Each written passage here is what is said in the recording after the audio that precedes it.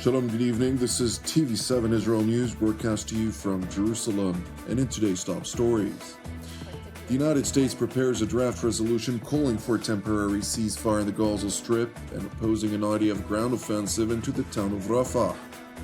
The Palestinian Authority addresses the International Court of Justice in The Hague as deliberations start on the status of Judea, Samaria, and Jerusalem, among others. Hostilities along Israel's northern front with Lebanon are seemingly intensifying. The war against the Islamist Hamas and its affiliated terror groups in the Gaza Strip rages on. The last two Hamas battalions, which operate in the southern city of Khan Yunis, have disintegrated as commando forces of the IDF's 98th Division continue to advance on separate locations in the city, mopping up remaining terror cells and further degrading terror infrastructure belonging to Hamas. And while dozens of Hamas terror operatives have been eliminated in the past 24 hours alone, international pressure to end the fighting is seemingly mounting. The Biden administration has proposed a draft resolution to the UN Security Council calling for a temporary ceasefire and opposition to a major IDF ground offensive against Rafah, which is the last bastion of Hamas in the Gaza Strip.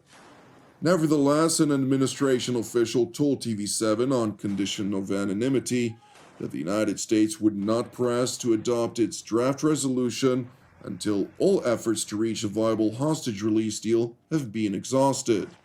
It is important to note that U.S. Secretary of State Antony Blinken highlighted during a Q&A session at the Munich Security Conference over the weekend that Washington aims to push for a two-state solution to the Israel-Palestinian conflict. I think there's an extraordinary opportunity before Israel in the months ahead to actually, once and for all, end that cycle. And it's because there's some new facts that didn't exist before when there were efforts to make peace between Israelis and Palestinians, starting with the fact that virtually every Arab country now genuinely wants to integrate Israel into the region, to normalize relations if they haven't already done so, to provide security assurances and commitments so that Israel can feel more safe and more secure. While the Palestinian Authority unabashedly continues to officially insist that the October 7th massacre was in fact an Israeli conspiracy in which the Jewish state apparently killed its own citizens for the purpose of launching a war on innocent civilians of the Gaza Strip, Washington's top diplomats stressed that there is some sort of Arab initiative by the moderate totalitarian regimes in the region to reform, revitalize, and revamp the Palestinian Authority.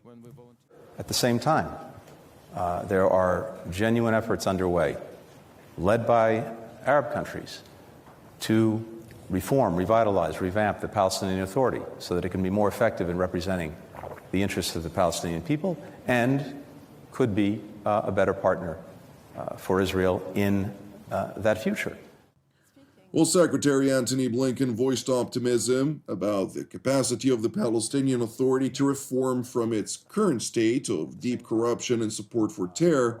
The International Court of Justice began a string of hearings yesterday to deliberate the legal status of disputed lands, including the West Bank districts of Judea, Samaria, and the Jordan Valley, including Jerusalem, during the course of which over 50 states will present arguments before the court on the matter in question. And while the 15-judge panel will have roughly 6 months to issue a non-binding advisory opinion to the United Nations General Assembly on, quote, occupation, settlement, and annexation, including measures aimed at altering the demographic composition, character, and status of the holy city of Jerusalem, among others, the Palestinian Authority is evidently convinced that it could force its aspirations upon Israel absent any political process or negotiations. The only solution consistent with international law is for this illegal occupation to come to an immediate, unconditional, and total end. As you affirmed 20 years ago, the Palestinian people have the right to self-determination. It is an erga omnes right. It is non-negotiable, non-derogable. No occupying power, including Israel, can be granted a perpetual veto over the rights of the people it occupies. In response to the Palestinian Authority's efforts within international institutions, the Israeli Foreign Ministry in Jerusalem released a statement which reads, quote, "By hurling false accusations and creating a fundamentally distorted reality, the Palestinian Authority is trying to turn a conflict that should be resolved through direct negotiations and without external impositions into a one-sided and improper legal process designed to adopt an extremist and distorted narrative according to which the Palestinians have no responsibilities and Israel has no rights, which has nothing to do with justice." After the 7 October massacre, which shockingly was not mentioned at all by the Palestinians in their deliberations, during which Hamas terrorists slaughtered, executed, murdered, and raped systematically and with premeditation over 1,200 citizens of the State of Israel, those who call for a unilateral Israeli withdrawal from Judea and Samaria without conditions and without negotiations are in fact calling for another massacre of Israeli citizens. The Israeli Foreign Ministry further asserted that the Palestinian leadership's attempt to transform the international system into a political tool to attack Israel harms both global trust in the international legal system and the chances of reaching a resolution of the conflict. For years, the Palestinian leadership has rejected direct negotiations to resolve the conflict while fostering incitement to terrorism, promoting anti-Semitism, and providing financial incentives to terrorists who murder Jews. All of this was hidden from the court in the distorted and one-sided questions posed to it by the General Assembly, which endeavored to predetermine the results of the proceedings without regard to the basic principles of international law and the legal framework that applies to the conflict. And while calling on the International Court of Justice to refrain from participating in what the Foreign Ministry labeled a media circus, an Israeli decision to reject international diktats will be brought to the Israeli parliament for a vote later this evening. במשך 5 חודשים אנחנו מנהלים מערכה מדינית חסרת תקדים. המערכה הזאת אפשרה ללוחמינו את חופש הפעולה כדי להשיג את כל מטרות המלחמה. בתקופה הזאת עדפנו לחצים בינלאומיים רבים, הם כוונו לעצור את המלחמה לפני השגת כל יעדיה. אבל בימים האחרונים אנחנו עדים ללחצים מסוג חדש. ניסיון לכפות עלינו באופן חד צדדי הקמת מדינה פלסטינית שתסכן את קיומה של מדינת ישראל. אנחנו דוחים זאת על הסף, ולכן הבאתי לממשלה הצעת החלטה שקובעת שישראל תתנגד לניסיון לכפות עליה חד צדדית הקמת מדינה פלסטינית. עכשיו, למרות שיש דעות שונות בתוך הממשלה לגבי הסדר הקבע, ההצעה הזאת התקבלה פה אחד על ידי כל המשתתפים בממשלה. כולנו מאוחדים בעמדה שאסור לישראל להיכנע לתכתיב בינלאומי בעניין כל כך קיומי.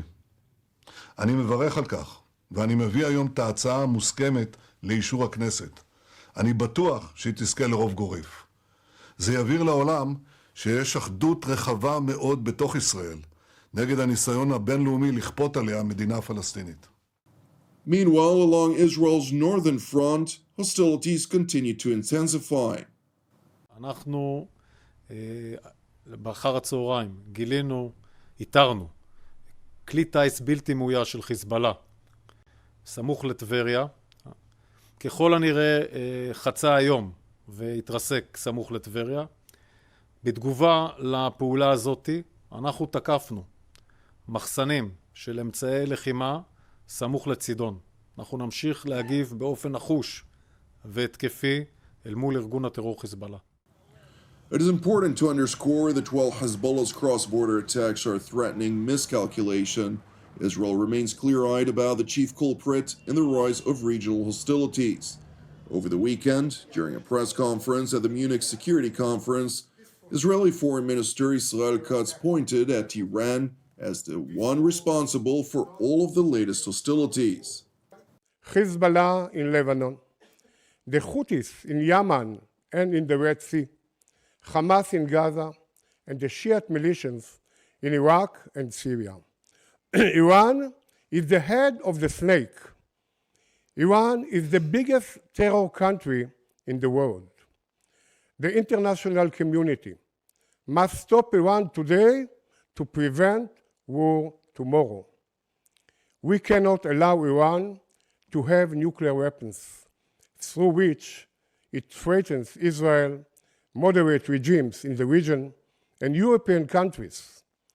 Iran violates all its commitments regarding nuclear weapons, missile development, and support for terror. Thank you for watching TV7 Israel News. It is important for us to highlight that TV7 Israel is a donation-based non-profit ministry with all of our productions available free of charge. Therefore, if you're blessed by our daily updates and would like to help us bear the costs, we would deeply appreciate if you'd consider making a donation. You can do so by visiting our website www.tv7israelnews.com. Separately, I'd like to encourage you, pray for the peace of Jerusalem, salvation of Israel. I'm Jonathan Hessen wishing you an Erev Mevorach. God willing, we'll see you during our upcoming TV7 Israel updates. Until then, Shalom from Jerusalem.